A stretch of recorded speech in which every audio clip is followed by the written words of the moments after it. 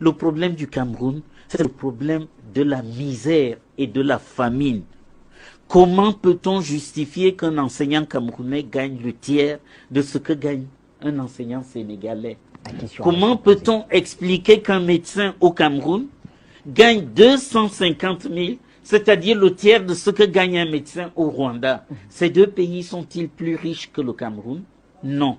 Ça s'explique simplement par la pyramide de Maslow. C'est-à-dire que nos autorités veulent nous maintenir dans la famine, dans la misère, dans les besoins strictement biologiques. Et comme ça, nous ne faisons pas travailler notre matière grise. Prions donc quand les Lions vont rentrer le 18 décembre, le même soir avec la Coupe du Monde, qu'ils rentrent avec une augmentation de salaire du Qatar, qu'ils rentrent avec les frais de correction des enseignants depuis l'année dernière en 2021. Ils continuent à les attendre aujourd'hui, qu'ils rentrent avec ça dans la mallette.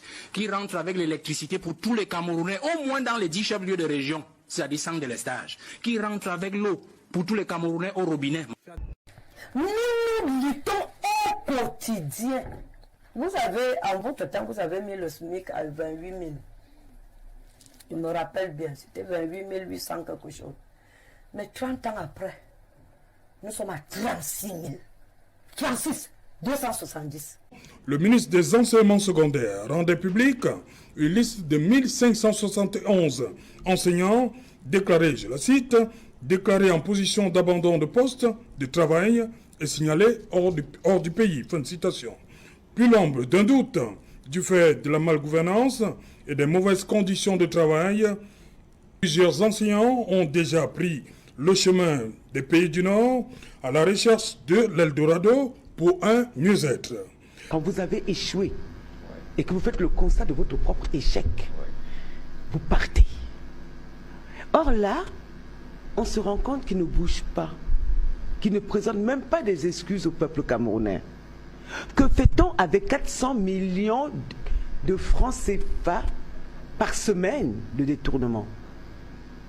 Il faut être un peu fou, excusez-moi de le dire, parce que les sommes avancées en termes de détournement sont tellement extraordinaires, des sommes foldingues, qu'un être normal ne saurait le faire. Je pense que nous avons affaire à des psychopathes. Je pense qu'on a affaire à des meurtriers. Je pense qu'on a affaire à des fous furieux. Ce ne sont pas des êtres humains. En 38 ans de pouvoir, nous, on a essayé de mener quelques recherches. Qu'est-ce qu'il a pu réaliser pour le compte des Camerounais en 38 ans? Plus de 6 mois d'études. On a compris que ce monsieur a réussi à un seul projet en 38 ans. C'est son mariage avec Chantal.